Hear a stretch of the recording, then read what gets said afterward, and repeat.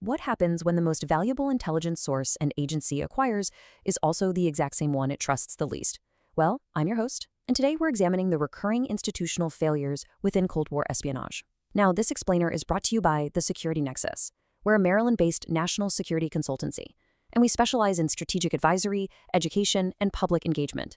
Through our blogs, training, and consulting, we provide insight into the evolving landscape of cyber threats, hybrid warfare, and strategic security policy. Really, our whole mission is just to inform, educate, and empower both professionals and the public through clear, accessible, and actionable knowledge. You can always visit us over at thesecuritynexus.net.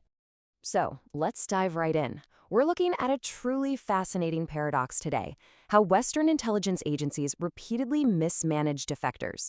And as you'll see, these failures, they aren't just isolated, one-off operational blunders. Instead, they stem from deep-seated, recurring institutional pathologies. To really unpack this defector dilemma, we're going to walk through 5 key areas. First, we'll look at why defectors matter. Then we're going to analyze 3 major failure modes: pathological skepticism, credulity and penetration, and the psychology of neglect. And finally, we'll wrap up by assessing the institutional memory loss that basically allows these mistakes to keep happening generation after generation. Okay, Section 1. Why defectors matter. Human versus tech intel. You know, in the world of intelligence, it's incredibly easy to just rely on technical surveillance. But here's the thing. A satellite can only tell you a missile is moving. A human source tells you exactly why it's moving. As detailed by historian Christopher Andrew and the smuggled records of the Mitrokhin archive, which, by the way, was originally compiled by KGB archivist Vasily Mitrokhin, human intelligence is absolutely irreplaceable. Just consider Operation Ryan. Back in the early 1980s, the Kremlin launched this massive intelligence operation to detect a non-existent Western nuclear first strike, which ultimately culminated in the Able Archer 83 crisis. The West was completely blind to this level of Soviet paranoia. It was actually a defector, Oleg Gordievsky, who provided unparalleled insight into the adversary's internal fear. Defectors have this insider knowledge that literally no machine can capture. But, of course, they're uniquely dangerous because, well, they might just be acting as a provocation. Moving to Section 2, Pathological Skepticism, Self-Destructive Paranoia. Let's look at the stark contrast between 2 highly controversial Soviet defectors from the 1960s. So, Anatoly Golitsyn managed to convince elements within the CIA that virtually all subsequent defectors would be fake, essentially double agents sent by the KGB. Because of this, when Yuri Nisenko defected shortly after the assassination of President John F. Kennedy, he walked straight into a solid wall of institutional paranoia. Analysts like Tennant Bagley and later figures like Richard Helms would really have to grapple with just how deeply Golitsyn's theories poisoned the well, ensuring that Nisenko was immediately and completely distrusted. Nisenko actually claimed that he had personally reviewed the KGB's file on Lee Harvey Oswald, asserting that the KGB had absolutely no operational contact with him. But because this didn't fit the CIA's predefined corporate view, Nisenko wasn't just dismissed. No, he was subjected to hostile interrogations, dubious polygraphs, and locked away in a specially built solitary confinement cell for literally years. His genuine intelligence was buried entirely because it contradicted their established theories. What we're really looking at here are the structural symptoms of what some insiders later called sickthink. Driven by counterintelligence chief James Angleton's total obsession, the system suffered from massive confirmation bias. They were flat out ignoring evidence that Nisenko was telling the truth, simply because they had already decided he was a fake. This closed analytical loop led to endless mole hunting, which ultimately resulted in total operational paralysis. I mean, the agency essentially stopped trying to target Soviets or even accept legitimate volunteers because they were terrified that everyone was a double agent. The paranoia had effectively paralyzed the very mission of the agency itself. Now, for Section 3, Credulity and Penetration, Bureaucratic Blindness. So if the 1960s were defined by pathological skepticism, the pendulum eventually swung the other way, toward deadly bureaucratic blindness.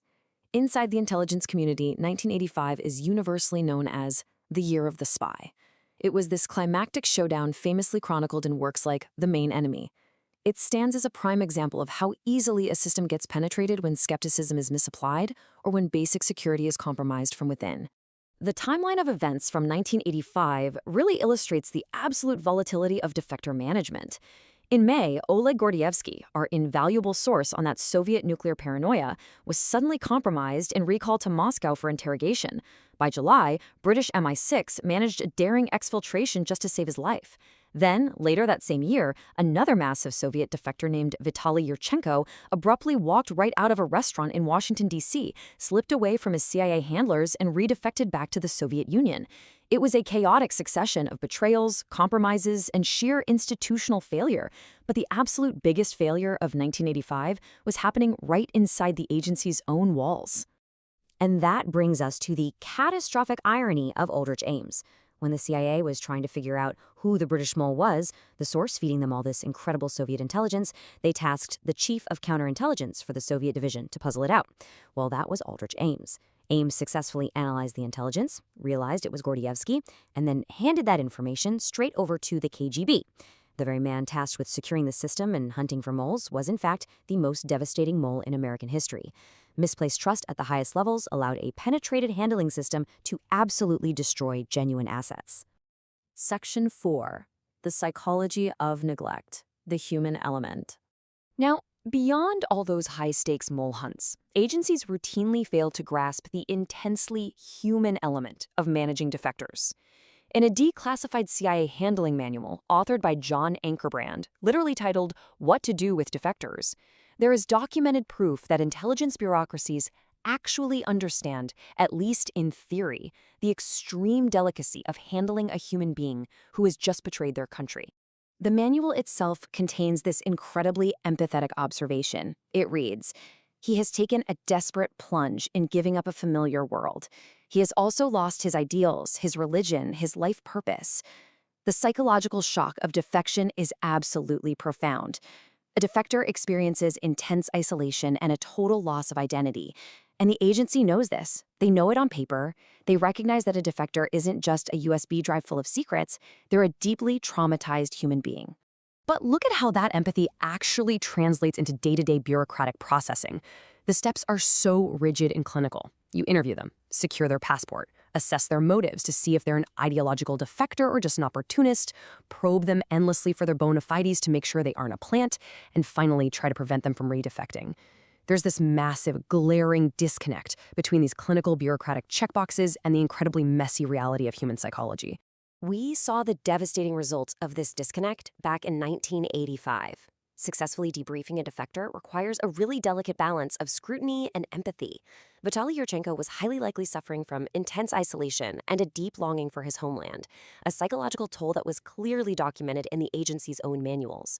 But because the CIA failed to manage this long-term psychological fallout, Yurchenko just walked out of that restaurant, slipped away from his handlers, and returned to Moscow. Finally, Section 5, Institutional Memory Loss, Repeating Past Failures. So if these failure modes, paranoia, penetration, and psychological neglect, are so well documented, why in the world do they continuously repeat? Well, the answer is bureaucratic. Intelligence agencies rely heavily on compartmentalization, that classic need-to-know principle. Now, this is absolutely essential for security, but it is terrible for learning. An organization wipes out its own institutional memory simply by transferring or retiring veterans. The new generation arrives, they're way too busy to read old files, and they end up dismissing disasters like Nosenko as just ancient history. This leaves those structural pathologies completely intact. Which leaves us with a final, really provocative question.